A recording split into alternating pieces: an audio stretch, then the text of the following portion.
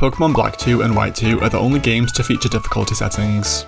In Challenge Mode, gym leaders will gain new Pokemon, slightly higher levels, and upgraded movesets. But that doesn't make the games much harder. What does is Hard Mode. This is a version of the game where all trainer Pokemon have the levels boosted by 50%. So instead of Iris's Haxorus going from 59 to 63, it goes from 59 to 89, so Challenge Mode is nothing compared to this. I also won't be using any healing items in battle, and I'll be playing on Set Mode. Also, if you enjoyed the video, please consider hitting like, comment and subscribe, and hang out in my Discord server.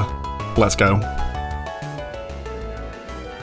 So I don't think this is an unpopular opinion, but I'm not really a fan of the Unova starters. Snivy and his evolutions are just green snakes. Samurott would have been cool if he was water and fighting type, like his name suggests, but he's not, so he blends in with all the other mono water types. And I suppose Emboar is my favourite of the three, but being the third fire and fighting starter in a row means you have big shoes to fill. I picked Tepig for no particular reason, but pretty soon I go and catch my real starter Pokemon, a Riolu who I call Vivian. I'm dripping! Now, Riolu is trash, but the good thing about Riolu is that it's pretty easy to turn him into something that's not a Riolu.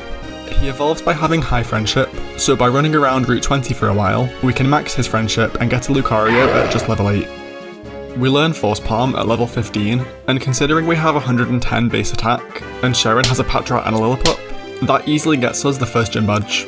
Bianca then gives us the TM for a turn, which with max friendship has 102 base power, and since Lucario is a steel type, that lets us take down the poison gym with no issues. Then I decide to pick up an Elekid from the Verbank complex, who I call Lawrence Chaney, but he won't be joining the team just yet. In Generation 5, the experience you gain by KOing a Pokemon depends on your level compared to theirs. So killing a Pokemon who's a much higher level than you would give you way more experience compared to a Pokemon who's a much lower level. So in a challenge like this, it pretty quickly means that grinding levels against wild Pokemon is a complete waste of time. Thankfully, there's a handful of Pokemon breeders spread throughout the game who are the only trainers you can rematch after you beat them, and throughout this challenge I'm going to be pretty much completely dependent on them to train my team. After mashing the A button for 5 minutes through Pokestar Studios, we can make our way to Castelia City, and we now have access to the first Pokemon breeder, Irene. I also pick up the experience share, and a Sandile who I call Crystal. I love Crystal. I decide to get one with Intimidate rather than Moxie, for a reason which I'll explain a bit later on. Irene has a level 24 Drillbur and Marill, and I use her to get a few levels on Lawrence and Crystal. Once Lucario gets to level 30, I put Crystal to use in the fights in Castelia Sewers, since I generally don't like having my Pokemon at vastly different levels. But considering Berg's Leavanny is only going to be level 36, I think we're still in the Lucario destroys everything phase. So Berg starts with Sewaddle and I lead with Vivian. Return does decent damage, his Razor Leafs do pretty much nothing, so he goes down with no issues. Leavanny is second and he outspeeds as a critical hit Razor Leaf does way more damage than I was expecting, and our return only does about a third. Thankfully, the next Razor Leaf doesn't crit, so we get him into the yellow, where he eats his Citrus Berry. 2 more Razor Leafs and 2 more returns later, and he goes down while we're at just 9 HP. Last is Dwebble, and he goes for a feint attack, but that actually does less damage than we heal each turn with our leftovers. And with the third gym defeated, we're finally at the point in the game where it's worth using your other Pokemon that aren't steel types. As I leave Castelia City, I pick up the Eviolite, and then Crystal pretty quickly gets to level 29 and evolves into Krokorok. I can also pick up the TM for Dig, and since we also just learned Crunch, that gives us the perfect Pokemon to take down all the trainers in the desert, which gets Elekid to level 30, where he evolves into Thankfully there's lots of trainers around Nimbasa City who I can use to get my whole team up to a decent level, and then it's on to Elisa. She starts with a Mulga and I lead with Krokorok, who's got to level 37. Thanks to Intimidate, her quick attack doesn't do too much damage, and we can quickly take her down with a few Rock Tombs. Flaffy's next, and I don't want to get paralysed by static, so I switch in Vivian on a takedown and heal most of the damage back with our leftovers. Lucario knows Bone Rush, which is nice, since we can do damage without making contact, and we hit 3 times to bring her into the yellow as she goes for a Thunder Wave. Elisa heals on the next turn and we get 3 hits of Bone Rush again. Then she goes for a Volt Switch to bring out Zebstrika and we hit 3 times again, which lets her heal up with the Citrus Berry. Zebstrika knows Flame Charge, but she doesn't go for it for some reason, so our next Bone Rush also hits 3 times to take her down. We're back to Flaffy now, and a Volt Switch brings us to 21 HP, as 1 more hit takes her down. Vivian tries to learn Swords Dance here, but it doesn't do any damage, so it doesn't seem like a very good move, and I say no. Also, before I move on from Elisa, I just feel like I need to share this story with someone. I once watched a guy do a deathless hardcore Nuzlocke of Black 2, and he had a Krokorok on his team. But when he got to Elisa, he didn't use Krokorok at all. Instead, he used a Jolteon with echoed voice. Yeah. Moving on, we now have access to the first move tutor, and since you can get 10 free red shards from the Pokemon Center in Nimbasa City, I can use them to teach Lawrence Ice Punch. Electric moves struggle to hit Ground, Grass, Electric and Dragon types, and Ice is super effective to 3 of those, so that's a pretty nice upgrade, especially for the upcoming Ground Gym. Krokorok's also looking pretty good, and he's only a couple of levels away from evolving. As for Lucario, he's still going strong, but we could do with an upgrade to Force Palm, since even with Stab, Return is actually stronger. But our next fighting move is Aura Sphere all the way up at level 51, so we still have to wait a while. Before we fight Clay, I pick up the Air Balloon, which gives you a one-time immunity to ground moves, until you get hit by another attack. My team's really weak to ground, so I'm thankful they decided to put this item in the city with the ground gym. Against Clay, I start with Lawrence, who's holding the Air Balloon. Multiple resources online say that Clay's Krokorok has Intimidate, but he definitely doesn't. I go for an Ice Punch, just hoping to do more than half, but it crits to take him down. Then it's Sandslash, who only takes about a third from another and pops our balloon with a Crush Claw. A second Ice Punch takes him to below half as he's able to finish us off. I bring out Vivian and go for a Force Palm, but Sandslash takes it really well and brings us down to 14 HP with 1 Bulldoze. Since Clay heals, we can go for another Force Palm and a Quick Attack, but Sandslash is still sitting happy in the green. I bring out Crystal, who's now fully evolved into a Krokorok. A Crunch only does a tiny bit of damage, but his attacks don't do much to us either, and since Clay doesn't heal, we can take him down with our health still in the green.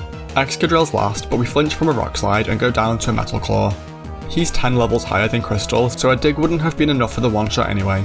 I fought all the trainers that are available right now, but thankfully, there's another Pokemon breeder who I can rematch to get some levels. I come back with everyone at level 44. Lawrence is holding the Expert Belt this time, so we don't need to crit to one-hit KO Krokorok. Then against Sandslash, we do about 40% with another as he goes for a Bulldoze to bring us into the red and lower our speed.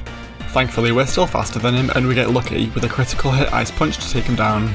Excadrill takes us down with a Rock Slide, and I bring out Vivian, who's holding the Air Balloon, so he's forced to go for a Metal Claw. This lets us hit a Force Palm, which does well over half and gets the paralysis. Since Excadrill has a Citrus Berry, our next Force Palm leaves him on just 1 or 2 HP and he takes us down. I bring out Crystal and do a little bit of damage with a Crunch as Clay heals, then one Dig can finish him off. So all that training did nothing. I didn't need to be stronger, I just needed to get lucky. Also, if you're enjoying the video so far, please consider hitting like and subscribe, as it really helps out me and my channel. Now that we've beat Clay, I go into Chargestone Cave, which is the perfect place to farm for gems. Gems are some really overpowered items which give you a 1.5 times damage boost to the first move you use of a certain type. So by holding a Fire Gem, your first fire move would do more damage. Some people decide to ban these items completely, since they're so strong, but I've decided I'm going to use them sparingly. Also, gems are the reason why I decided not to use a Crocodile with Moxie, since you can just use a Dark or Ground Gem boosted Crunch or Earthquake to get your first KO and your first attack boost, and then you can easily steamroll from there. But I don't find that very fun.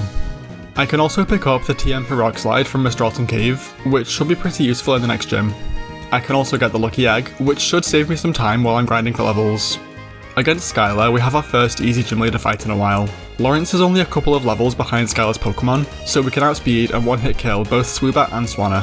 Skarmory is able to hang on, but all she does is miss a Steel Wing, so it's an easy 6th gym badge.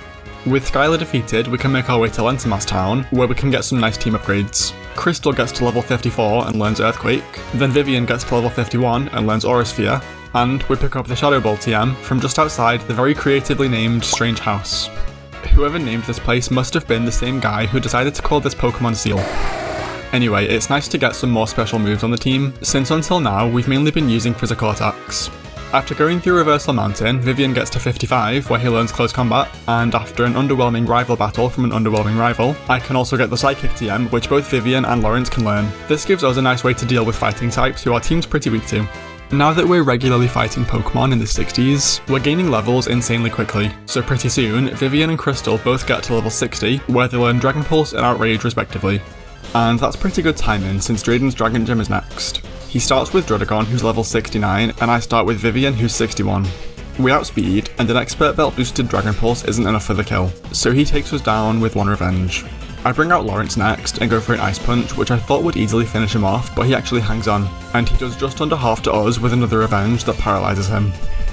As Drayden heals, I go for another 2 Ice Punches, which bring him down to about a third, as he hits another Revenge, which we can live on 8 HP. One more Ice Punch takes him down. Flygon's next, and we outspeed, but since there's an 8 level difference between us, he defies all odds and our Dragon Ground type doesn't die to 1 ice move. Impossible. So he kills us with Dragon Tail. I bring out Crystal next, and after taking an Earth Power at above half, we take him down. So last is Haxorus all the way up at level 72. Only 3 levels lower than Lance's Dragonite from when I did this challenge in Heart Gold. He outspeeds and goes for a Dragon Dance, and since Haxorus has 147 base attack, that means we're definitely dead if he gets a hit on us. A Draco Plate boosted Outrage brings him down to about 20%, and after his Citrus Berry he's still below half. Outrage locks you in, so I have no choice but to go for it again, and thankfully he goes for a Dragon Tail, which always goes last, so we can outspeed and finish him off. I'm happy that I won, but I do wish this gym was a bit more challenging. Giving Drayden a negative priority move like Dragon Tail as his only Dragon type attack always makes this fight way easier than you expect. Not much happens between the 7th and 8th gyms, so let's go straight to the fight with Marlin. He starts with Caracosta, who lives a Thunderbolt in the red, and hits us with a critical hit Scald, which at least doesn't burn us. After he heals, 2 more Thunderbolts take him down. I'm so thankful he didn't go for Shell Smash. Wailord is next, and another Thunderbolt brings him down to about 25%, as he just goes for Amnesia, so a Thunder Punch can finish him off. And last is Jellicent, who's level 77. I go for Thunder Punch, since his physical defense is way lower than his special, but he still takes it with above half. I thought we were dead, but we can hang on from another Scald with 5 HP, and once again thankfully don't get burned. So our next Thunder Punch brings him into the red, where he can eat his Citrus Berry and finish us off. I bring out Crystal, who will definitely die to 1 water move, but thankfully we outspeed and can take him down with a Crunch. And that gets us the last gym badge. In Team Plasma's ship, I can pick up the Electrolyzer, which finally lets us evolve Lawrence into an Electivire. Electabuzz is slightly faster, and with the Eviolite, slightly more defensive, but Electivire's 40 extra points of attack more than make up for that. After a bunch of boring Team Plasma stuff, that gets us to Colrus, who's really easy. So let's go to the only difficult Team Plasma fight. Ghetsis starts with Cophagragus, and I lead with Vivian. 2 Shadow Balls take him down, and we're still in the green after taking a Psychic. This brings out Seismitoad, and there's no one who wants to take an Earthquake, so I just have to go for close combat and let him take us down. Then Crystal comes out and finishes him off with an Earthquake of our own. Drapion is next, surprisingly, and he hangs on from an Earthquake in the red to hit us to about half with an X-Scissor. After Ghetsis heals, 2 more Earthquakes take him down. Then it's Toxicroak who outspeeds us and kills Crystal with a Brick Break.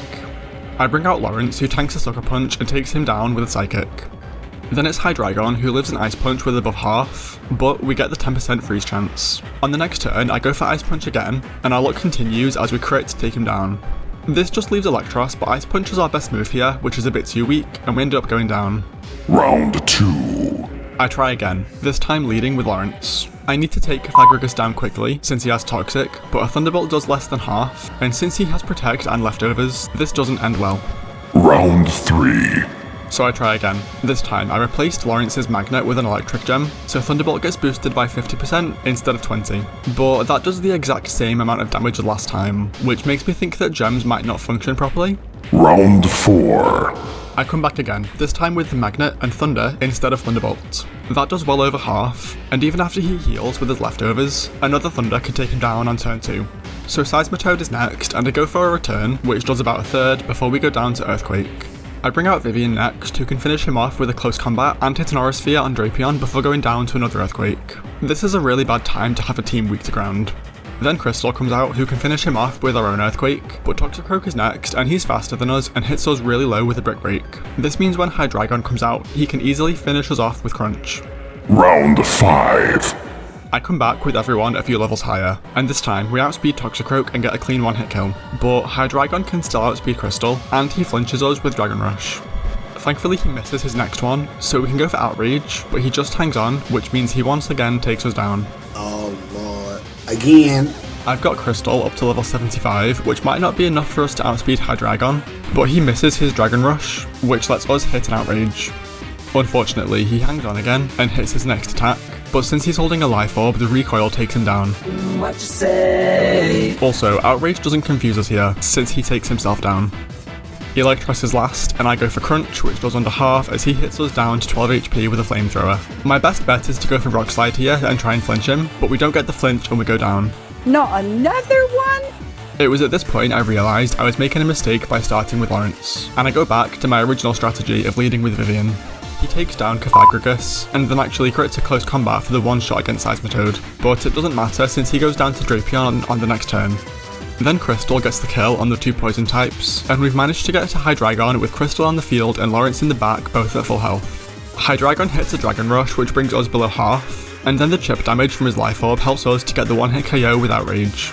We're locked in, so I Outrage again into Electros and we get confused and he hits us to 15 HP. We break through confusion and crunch him into the red as Crystal goes down. Lawrence comes out and goes for a turn as Ghetsis heals, which does a third of his health. Another return brings him into the yellow and I see my life flash before my eyes as Flamethrower crits. But we hang on and one more return finally gets us the win against Ghetsis. This battle has taken up more of the script than these 7 gym leaders combined. Beating Ghetsis took literally forever and I really don't want to repeat that against the Elite Four. My team's really weak to fighting types and I think we're going to struggle quite a bit against Marshall, so I head back to Humalao City and catch a high level Frillish who I call Blue. Pangina. Having a ghost type should hopefully make Marshall a lot easier, and Jellicent learns a lot of really useful moves, like Surf, Shadow Ball, Psychic, Will-O-Wisp, Ice Beam, Aurora Borealis. and Energy Ball, which gives us really good answers into Iris' whole team. Thankfully, we're consistently fighting Pokemon in the 80s now, so Blue can gain levels decently quickly. Here's one last look at my team before the Elite Four. All of my Pokemon have at least one move, which is a TM, so I can change my movesets around to best suit each battle. Blue is a bit lower leveled than I would have liked, but hopefully he can gain a few more levels before we fight Marshall. I go after Caitlyn first, and then Maripel wears off, since she's who we have the best matchup into. She starts with Musharna, and I lead with Crystal since Musharna literally has no way to damage us. Because of that, Caitlyn switches into Reuniclus, who just hangs on from a crunch, but after she heals, our next crunch crits, so we get our first kill. Sigilif is next, and she knows Ice Beam, so I switch into Vivian, who takes it decently well. He also takes a Psychic and hangs on in the red, then gets a critical hit Shadow Ball for the one-hit KO. This brings Musharna back out, so I obviously switch back into Crystal. After a crunch takes her down into the red, she goes for a yawn, so I have to switch around a bit, but pretty soon we can crunch again to take her down. This just leaves Gothitelle, and the only move she can hit us with is a resisted Shadow Ball, which even with a crit doesn't even take us into the yellow. So that's Caitlyn defeated. I go for Grimsley next, since I'm hoping Vivian can carry this fight for us. He starts with Liepard, who goes for a fake out, but since we have inner focus, we don't flinch and we take him down with Aura Sphere. Crocodile's next, who intimidates us and unfortunately is faster, so he takes us down with one Earthquake. I bring out Lawrence next, who goes for an Ice Punch, which crits, so it's a one-hit KO. Then it's Scrafty, who takes our Thunder Punch pretty well, and does a huge chunk of damage with a critical hit Rock Tomb. I go for Wild Charge next, which does slightly more, and he misses his next attack, but a third hit leaves him in the red, which causes Grimsley to heal, and we only get one more attack off before we go down to Brick Break. I send out Crystal next, who can finish him off with an Earthquake. Then against Bisharp, he's faster than us and goes for an X-Scissor, which we live in the yellow, but an Earthquake leaves him in the red where he can take us down, and Blue's 21 levels lower, so he obviously goes down too. I try again, but this time against Crocodile, I switch in my own Crocodile. Thanks to our Intimidate, we survive his Earthquake at above half health, then we outspeed and I go for an Earthquake of my own, which takes him into the yellow as he does the same to us. Grimsley doesn't heal, so we win the mirror match. Bisharp is next, and this time we're faster, which makes me think we're speed tied. Once again, we bring him into the red and he eats his Citrus Berry, but then he decides to hand us the win by going for Metal Claw, which only has 95% accuracy, and misses. X-Scissor would have got the guaranteed kill. This means we can take him down, and we also get a free Earthquake off against Scrafty. After we go down to a Brick Break, I can bring Vivian back out to finish the battle with close combat. I take on Chantal third, who starts with a Cathagrigus, and I lead with my Cathagrigus killer, Vivian. Shadow Ball does under half as she thankfully misses a Will-O-Wisp, and our next Shadow Ball leaves her in the red and lowers her special defense. She goes for a Psychic, which lowers our special defense too. After Chantal heals, 2 more hits take her down. This brings out Chandelure, and we surprisingly outspeed, so another Shadow Ball brings her to just above half, as we go down to another Psychic. I send out Lawrence here, and a Wild Charge is just shy of the kill, as she heals with her berry and takes us down in one hit with Fire Blast. Thankfully, Crystal outspeeds too, and an Earthquake can finish her off. Golurk is next, who can hang on from a crunch in the red, but his Brick Break leaves us in the green as we take him down. Then it's Drifblim, who I'm worried might be able to do some good damage with Acrobatic, Oh, okay, he's a one-hit kill. I guess 150 health is a bit meaningless if you only have 44 defense. So last is Marshall, and I'm not feeling confident. He starts with throw, and I lead with my very underleveled blue. I go for a psychic, which does an adorably tiny amount of damage, and then we go down to a single payback. I bring out Vivian next and go for another psychic, which gets him into the yellow, but he takes us down with one storm throw. Also, the crit doesn't matter since storm throw always crits. Lawrence comes out as Marshall heals, and I get off 2 psychics before throw goes for bulldoze. Thankfully we still outspeed, and a third psychic can finish him off, but then it's me and Xiao who takes us down with high jump kick. And even though Crystal can survive another thanks to our Intimidate, we go down to bounce shortly after. That went really badly, and there's not much I can do differently. I think my best bet is to rematch the other 3 trainers until Blue's at a decent level, and see where that gets me. So I come back with everyone a bit stronger. I lead with Crystal, and Earthquake does just under half to throw. Thankfully he just goes for a bulldoze. I crunch on turn 2 so Marshall doesn't heal, as we take another bulldoze. This lets throw outspeed and hit a storm throw, which we survive on 23 HP, and we take him down with another Earthquake. Me and Xiao is next, and I switch into Blue since he doesn't have any good moves to deal with ghost types. His bounce does about 40% to us, but we burn him on the way down. Also, Blue has the leftovers, so we can heal up as he keeps bouncing. His second attack paralyzes us, but we can still hit a psychic which takes him into the red. Marshall heals up, but I burn him again straight away. And once he comes down from his next bounce, a psychic plus burn can finish him off. So next is Sork, who does about half our health with a payback, and we thankfully hit our third Will-O-Wisp. Another payback takes our health into the red, as another psychic brings him into the yellow. His next payback finishes us off, but I can bring out Vivian, and he doesn't heal, so we can take him down. Conkeldurr is last, and I obviously go for another psychic, which does over half and lets him heal with his berry, as Hammer Arm one-hit KOs us. Crystal is next, who takes him into the red with an Earthquake before going down. This lets Lawrence take the kill with a psychic, and Marshall is defeated.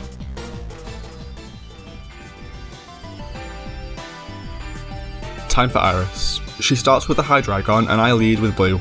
She goes for a Dragon Pulse, which does just under half to us, and our Ice Beam does just under half to her. She brings us down into the red with another hit, and we go for Ice Beam again, which crits to take her down. Lapras is next, and is surprisingly faster than us, so she takes us down with Thunderbolt. I bring out Vivian, who goes for an Aura Sphere that does about 60%, as she hits us with Sing. Vivian stays asleep, as a critical hit Surf gets the kill. So I send out Lawrence, who can finish off Lapras with Thunder Punch. Iris sends out Aggron next, who knows Earthquake, so I switch in Crystal as she just raises her speed with, Autotomize? Autotomize. She's faster than us on the next turn and goes for Double Edge, which doesn't do too much damage, and she goes down to an Earthquake. Druddigon's next, and I lock myself into Outrage, which gets the one-hit KO. But Haxorus is next, who outspeeds and takes us down with X-Scissor. I send out Lawrence, but Ice Punch does less than half, and while we can survive an Earthquake, our next Ice Punch leaves her in the red, and she's able to take us down. So I come back after a few more rematches, which got Blue to level 83. Hydreigon is still faster than us, but we're now strong enough that Ice Beam is a 2-hit kill without needing a critical hit. Also, we're faster than Lapras now, so I can go for an Energy Ball before we go down to Thunderbolt. This means Vivian can come out and finish off Lapras with Aura Sphere. Druddigon comes out next, and I go for Dragon Pulse, which takes her down to about a third, and then she goes for a 120 base power, Sheer Force, Life 4 boosted, super effective Focus Blast, which doesn't even kill us. Yeah, Druddigon only has 60 special attack, so I have no idea why she has so many special moves. Then it's Aggron, who lives in Aura Sphere thanks to Sturdy, and goes for Autotomize to get to +2 speed. As Iris heals, I go for a Bulldoze to bring her down to +1 speed, and then we're faster than her, so another Aura Sphere can finish her off. Haxorus is next, who outspeeds and finishes off Vivian. I send out Crystal, who intimidates Haxorus, and an Outrage brings her into the red. She goes for a Dragon Dance to get back up to neutral attack, and now that she outspeeds, she goes for another Dragon Dance. Archeops is Iris' last Pokemon, and I'm locked into Outrage, so I take an Acrobatics and hit him into the yellow as we get confused. His next Acrobatics leaves us in the red, but we hit ourselves in confusion, so he takes us down. Thankfully, Lawrence is faster, and can win us the fight with a Thunder Punch. That was really fun. The mid-game, apart from Clay, who was kind of a breeze, but the difficulty from Ghetsis onwards more than made up for it. Also, I really enjoyed the Pokemon I got to use. Lucario and Crocodile are just incredible, and Electivire and Jellicent can learn so many different moves that they can answer a lot of different threats. If you've made it this far, please consider hitting like and subscribe, as it really helps out me and my channel. And if you want to see more videos like this, leave a comment to let me know. Thanks so much for watching, and hopefully, I'll see you next time.